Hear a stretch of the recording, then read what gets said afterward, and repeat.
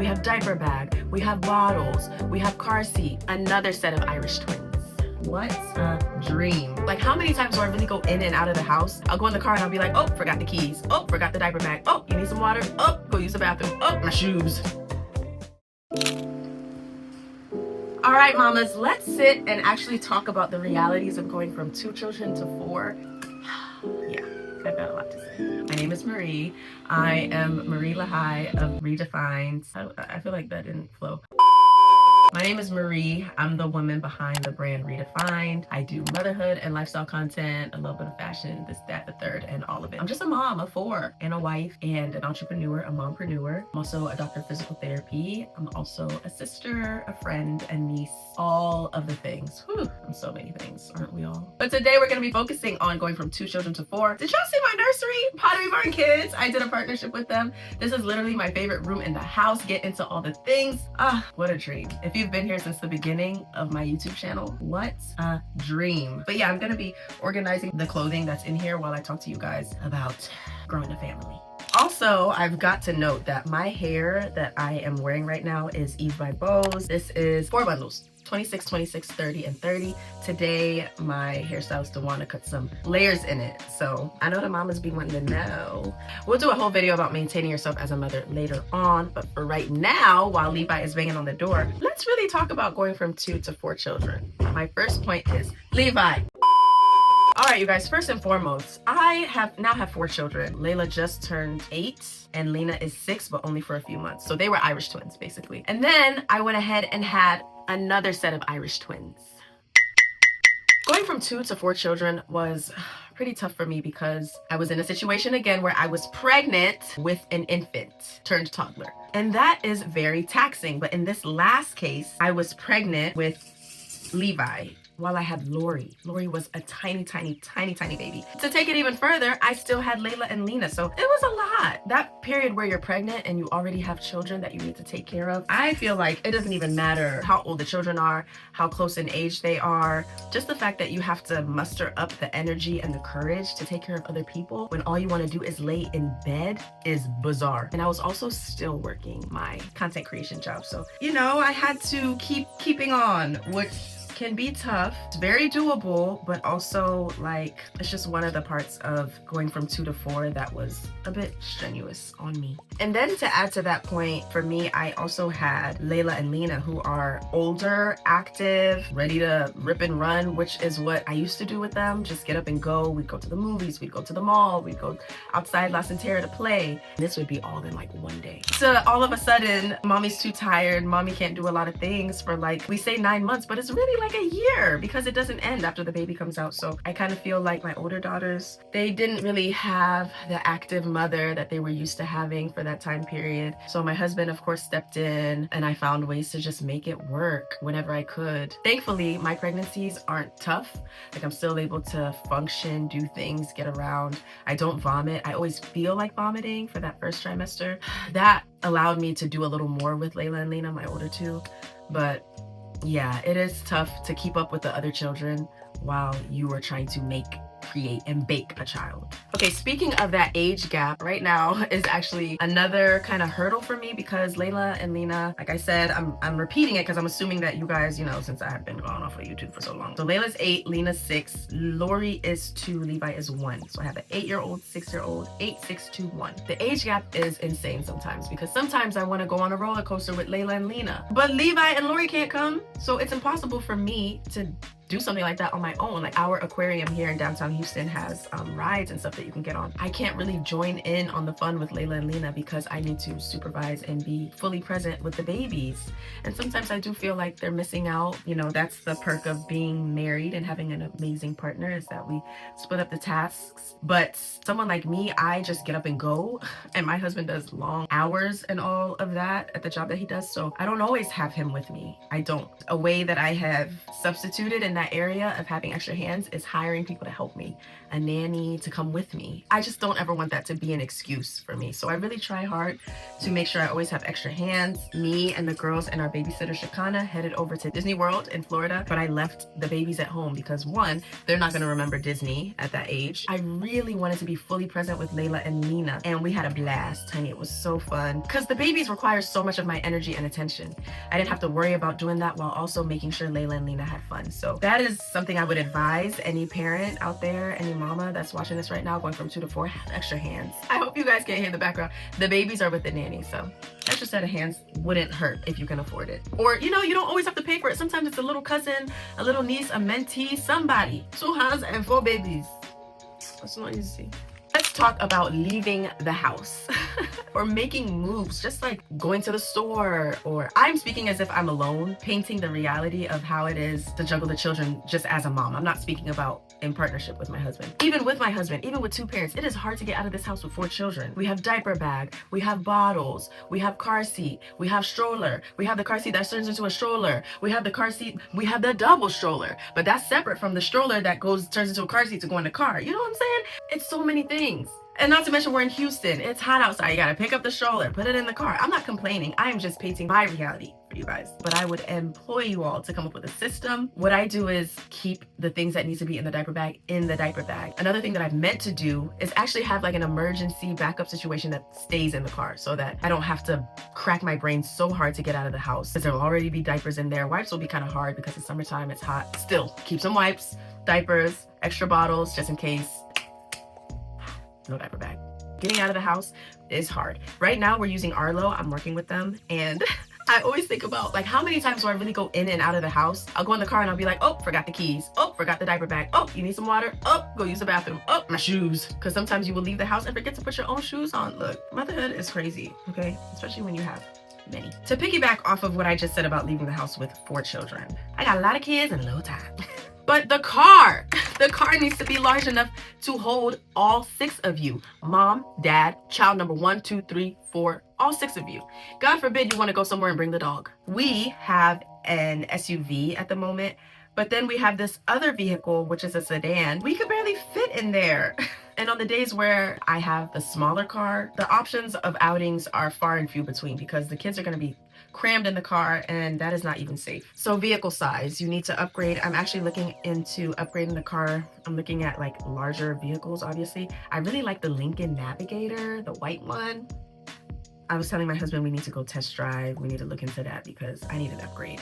I really also want a truck that has an aisle in the middle so that the kids can get in and out a lot easier. Right now, we're still doing the button and fold situation, and it's a lot. It's a lot less convenient. I don't know, this next point may not apply to you all. You may not be able to relate, or it might actually be like a natural thing. But the more children I have, the more I feel like I need to hustle. I'm like, oh, another mouth to feed. Let's go see how we can make this work. And instead of slowing down, you know, and even the video I just showed you guys of us introducing Levi, I felt like I was working hard during that season where I still was swollen from just having a baby. Again, I don't know if it's just me, but I feel like I have to keep going. I feel like I have to go harder. I just cannot sit down because I feel like I have so many mouths to feed. So my motivation is up. It could be a good thing, but it could also be a bad thing because I don't rest. Rest used to never be my priority. I would say now in 2025, at my big age of 35, I am like, girl, you need to have a seat. You need to have several seats. I have been hustling for so many years. I was hustling in high school to get good grades to go to college. Got into the college that I wanted to go to. And I was also a student athlete in high school. Got into the college that I wanted to go to. I decided not to do basketball in college just because I wanted to have a real college experience. But then I was trying to get the grades I needed to get to go into the grad program that I wanted to go into, which was the Doctor of Physical Therapy program. So in college, I was hustling again, trying to get the grades, trying to get all the highest GPA I could get. Ended up graduating magna cum laude. How do you say that? Magna cum laude? Huh? Magna cum laude? However you say it. But I graduated with honors, and then I was finally in grad school, right? You would think, rest a little bit. But no, then you gotta stay in grad school. Then when you finish, you gotta take the board exam. Then when you take the board exam, you gotta get a job. You gotta... For me, I was pregnant the time I was taking my board exam. I didn't even know. It's just like, I've always been working on something. I just feel like I don't rest. I never give myself the space or opportunity to rest. And on that topic though, how am I gonna take care of all these children if I don't rest? So I have the nanny morning, nanny in the evening, and then consistent babysitter. When I say babysitter is also like if we're going on a date, we need somebody quickly. I don't want to over exhaust the nannies that already come every day. So we'll have a babysitter who comes in and out as we need her, can even swing by and take the kids to their extracurricular activities, things like that. I have a lot of help.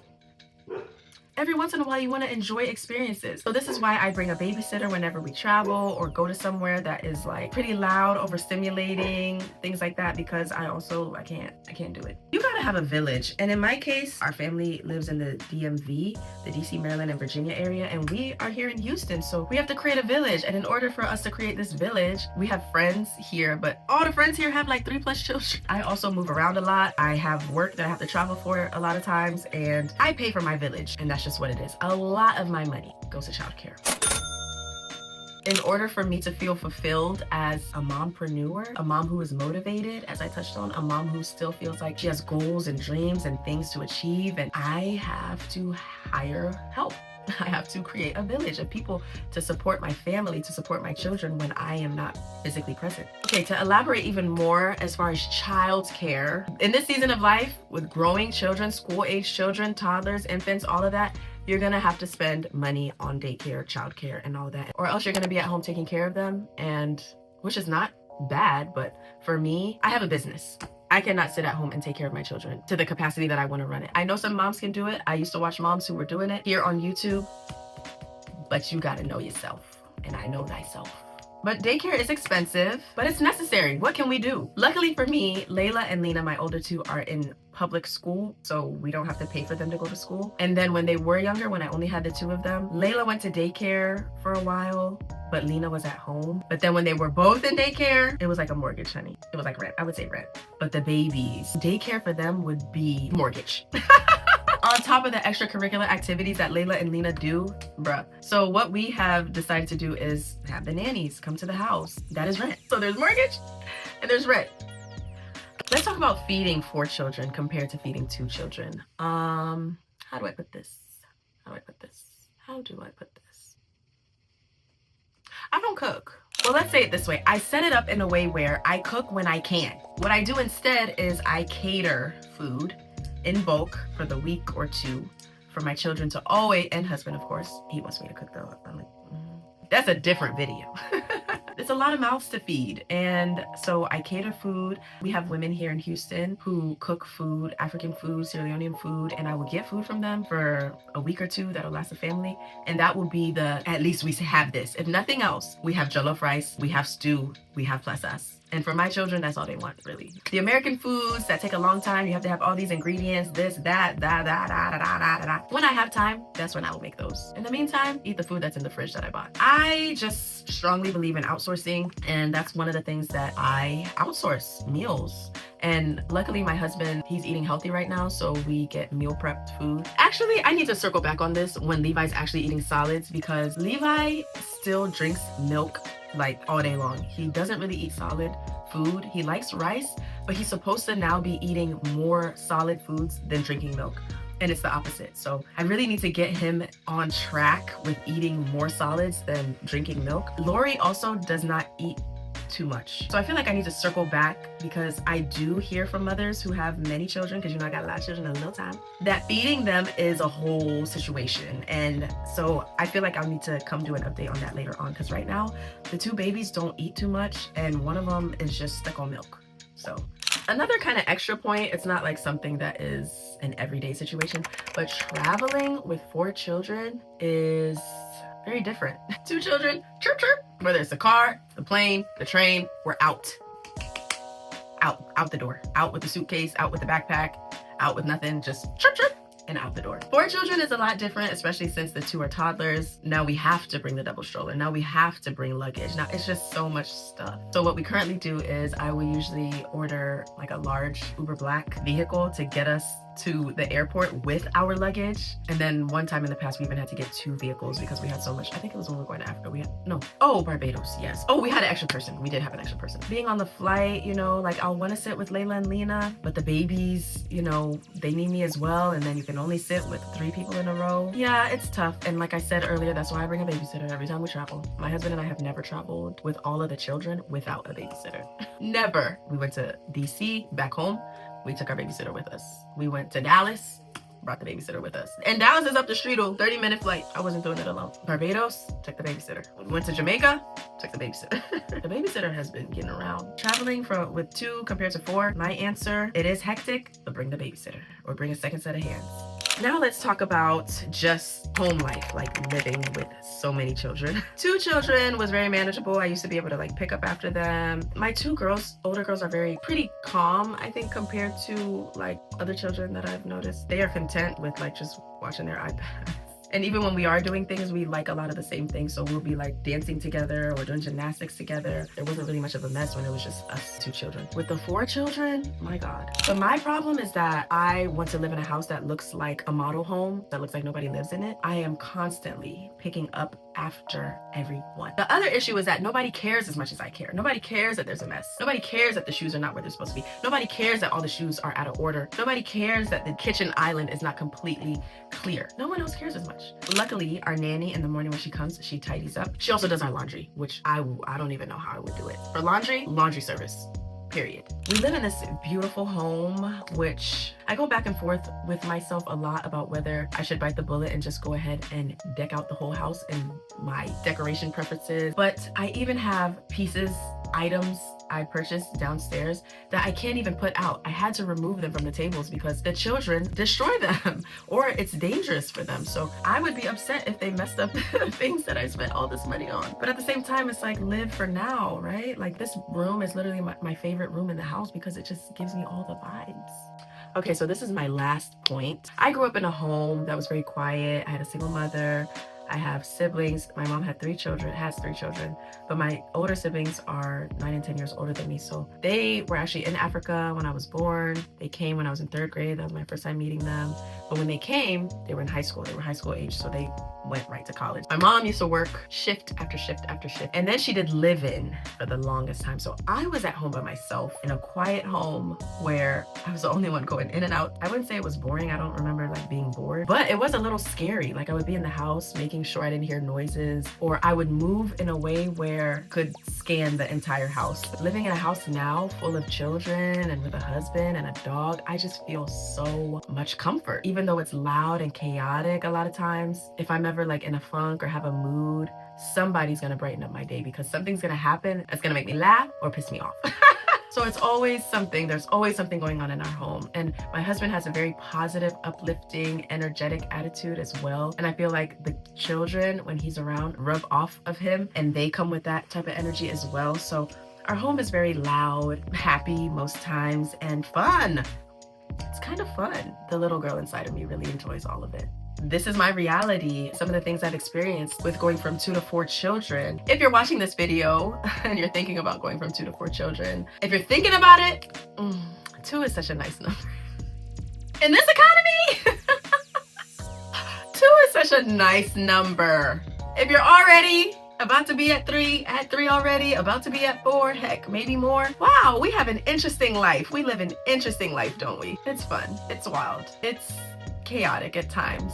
It doesn't have to be, though. It doesn't have to be. It's all about how you parent and all of that. People actually tell me my children are very well behaved, which I always laugh about because I don't know. I'm always pick this up, don't do this, don't do that. But I guess in public they're well behaved, except Lori.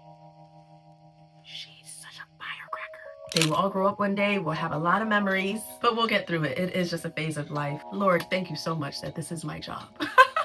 And I was very intentional about that, though. I really wanted to create content around work that I already had to do. And parenting is something that I already have to do. So thank you guys for watching this video and being a part of this parenting journey with me, this motherhood journey with me, where I get to document it, give you guys my honest recommendations, suggestions, and my experience. And, you know, I get to have that be my living, which is wild. But I appreciate you guys for watching this video. I hope it helped you. Let me know in the comments. I was about to say something, but I don't want to exaggerate it. But 2 kids is enough, okay? I'll see you in the next video.